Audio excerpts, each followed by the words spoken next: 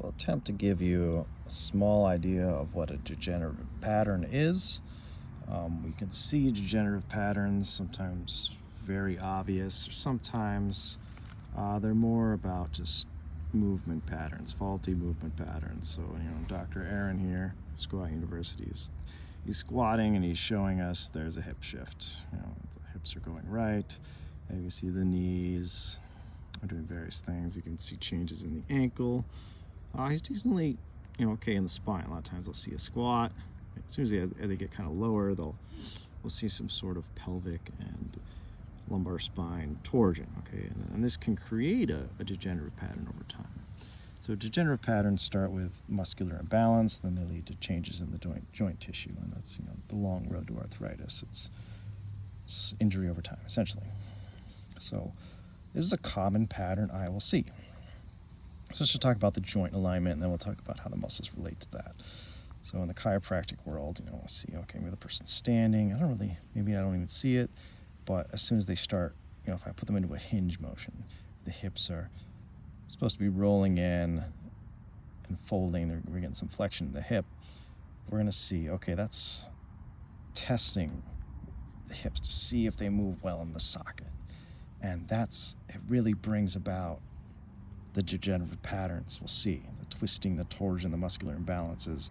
If someone's just standing, we might not notice it. Sometimes it's very apparent. Even just standing there, you can see, okay, this ilium's higher.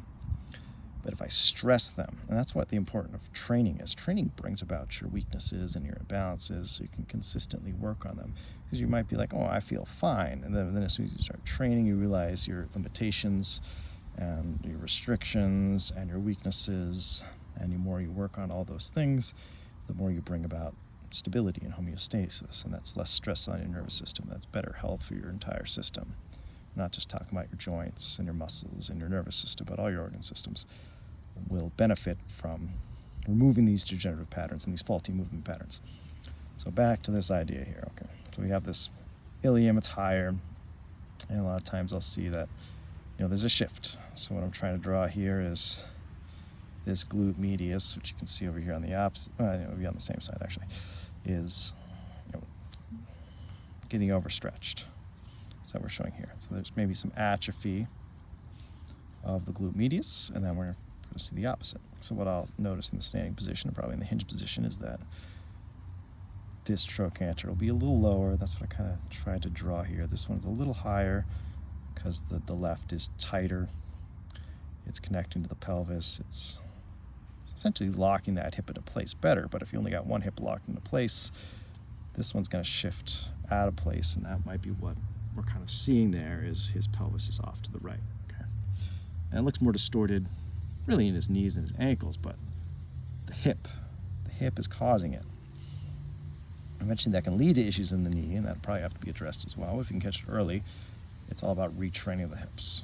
And these are just a few of the big movers. Glute medius, we'll look at psoas as well. Psoas and iliacus are important.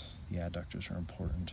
Piriformis is talked about a lot because it's just, it has that connection from the sacrum to the hip. And we'll see, with this ilium shifting higher, that the sacrum, everything, the pelvis is shifting. Sacrum is shifting as well. We're going to have a lot of tightness in the right piriformis. Sometimes it'll feel like it's tight on the left side. We can have a piriformis long syndrome where it's taut, and that's where people get confused. It feels tight, but it's taut. It's stretched like a band. Sometimes even the sciatic nerve can get compressed on the taut side instead of the tight side itself. That's what this yellow nerve here is. It's your sciatic nerve. So piriformis does different things, right? So with lateral rotation or external rotation, we'll see it's spinning, like this arrow is kind of showing it's externally rotating with hip extension. And then if we do flexion, like you're doing a squat, the hip is flexing, or it should be, it's going to abduct it and bring it out to the side. Obturator internus, also helping with abduction, pulling. So both these are going to help with abduction as we do a big movement. So we're going to see stuff like this once we stress the body. So that's why I like to look at people while they're moving. It's really going to give us an idea of what's happening. Squats, hinges, these tell us a lot about what's going to be happening to the spine and if the hips are really truly a cause here. So we have these torsional forces, and we also have, like people talk about pelvic tilts. So that's more of something that's happening on both sides, but we can have it happening on one side more than the other. So AS means anterior superior, it's shifting, it's rotating this direction on the right. And if one side does one thing, the other side does another thing. And what we don't really see here is there's joints here. The sacroiliac joint allows for some movement like that. It's not just all about the hip socket, because we have a pubic symphysis, which allows for a little bit of torsion, and as well as the sacroiliac joint does move, does allow for that. And that's what a chiropractor's really trying to address, is mainly adjusting the pelvis. Granted, the hip is a major issue, but that's not something we can really adjust, right? It's a different type of joint. It's a ball socket joint. And there's so many of these muscles that create essentially a rotator cuff of the hip. They help hold it in the socket, like we talk about glute medius. It's supposed to help hold it in the socket, and everything working together. But the problem is the pelvis is just so misaligned because of so many faulty movement patterns in our culture. So let's go to the psoas. Just giving you like the 1,000-foot view of what a degenerative pattern is at this point. Psoas is the major lumbopelvic stabilizer. Lumbo, pelvic, hip stabilizer.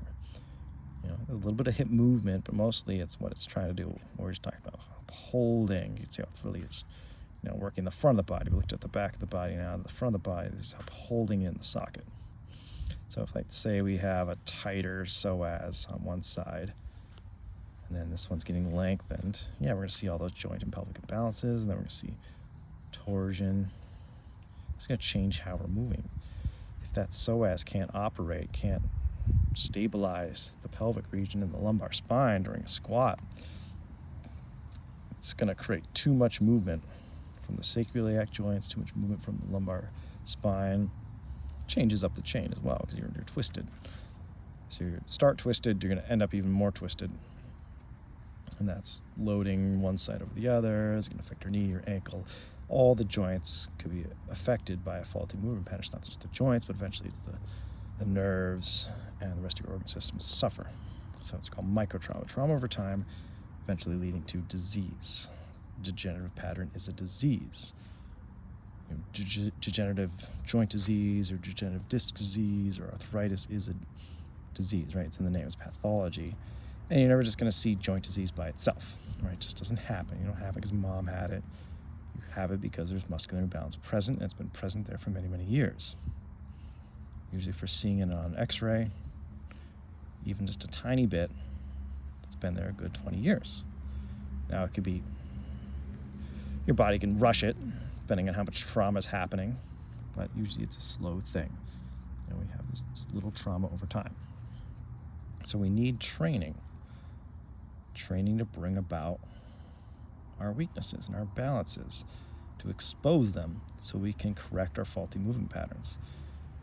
So if we're always getting adjusted and getting the pelvis realigned, or maybe it's impossible to get it in line because sometimes it's not just restriction. People have hypermobility, right? So if the hips themselves aren't moving well, your body is at a point where it's like, okay, we'll just mobilize other areas. We'll have too much flexion or extension, too much movement from the sacroiliac joints, stuff like that, to make up for a lack of hip mobility. It might seem like you have great hip mobility, but the spine is moving first and the hips are moving secondary when it should be the other way around. And that could be on one side or it could be on both sides. We see a lot of times generally there's a lot of issues just on both sides. And sometimes even before we address the twist of the spine, we need to address the imbalances. And that's back to your pelvic tilt idea. Maybe it's posterior pelvic tilt, anterior pelvic tilt. Idea is the hips just aren't stacked underneath you anymore, so they're not supporting the spine and they're not moving as they should in the socket. Maybe they have great motion in a certain direction, but they're limited in another motion. What I'll often see is they're limited in flexion and internal rotation. Usually people have great hip extension. Depends on the stage of their life. If you spend so much time having weak hip flexors, your body and your joints, where you've just created so much hypermobility in the low back, it's going to switch. Your low back is essentially going to start fusing itself. And your body's not going to extend into pain and arthritis and degeneration, so suddenly you're forced into flexion. And we see the old man posture. But the old man posture's been there, is the truth of it, for years and years and years. It just doesn't happen. It slowly happens. It accumulates. We just hide the old man posture, the rounding and the flexion, the forward head translation, all that. You're talking about your neck. Why does my neck hurt? Well, you're just talking about the hips. The hips are related to your neck pain. Have to fix the foundation to address the rest of the structure, because we're really making the neck suffer and the shoulders suffer. And maybe that's your main complaint. Maybe you don't have any hip issues, and that's very common. We'll get an x-ray and we'll just see lots of arthritis in the lumbar spine and the sacroiliac joints, and they're like, well, we don't have any pain there, it's all in my neck, shoulders. Maybe it's the knees and the ankles. It's not always the thing that's degenerative that's going to hurt. So don't follow the pain. Pain is a poor indicator of how healthy your spine is. That's why we need training again. Training is going to expose our issues, so we can really have a microscopic view of the problems that are going to haunt us in the future. So we have a way to address them by simply getting in the gym, getting a good coach, so watching you move and training you move, and he's going to help teach you to notice what's weak and what you need to work on. And that's what I love one-sided exercises, because that really does expose it. You always have to take this kind of rehab idea into training, not just moving. You shouldn't be thinking, oh, I need to lose weight and then I can do this. No. Let's put the cart before the horse. We need to address the imbalance before we can address a weight issue. The weight can wait, is what I always say. And you might notice when you take stress off the body, the weight just sheds. If you just are bound up and you're twisted, there's neurological stress. That's affecting you on all three levels of stress: emotional, toxic stress, and traumatic stress. So we can work on the traumatic, and that's going to help us with the toxic stress. Your body's going to start releasing those toxins. That's going to help you on the emotional level. That's the cause of all disease right there: stress. Those three that we just mentioned: thoughts, trauma, and toxins. So trauma is not just getting hit with a baseball bat. It's sometimes getting lightly tapped, like water dropping on a rock, right? It can bore a hole. Just give it time, right? That's the same idea with arthritis. It's water on a rock. Drop, drop, drop, slowly decaying. I definitely know what it's like to have a traumatic injury as well. And that can really fast forward the degenerative pattern. It could be something that's working against you. And sometimes it's very good to have a big injury, because that really wakes the person up to, oh, I need to rehab. It's just that constant reminder of pain. But some people, it's the dimming light bulb effect, where the light is just slowly dimming and they don't really notice what's wrong. And the next thing you know, the light goes out. So hopefully that enlightens a little bit of an idea of what a degenerative pattern is. It's something I want to expand on in the future, maybe digging in a little deeper than we did here today. Hopefully you had time to read some of these notes of what my thoughts are when I look at you and what I mean by a degenerative pattern.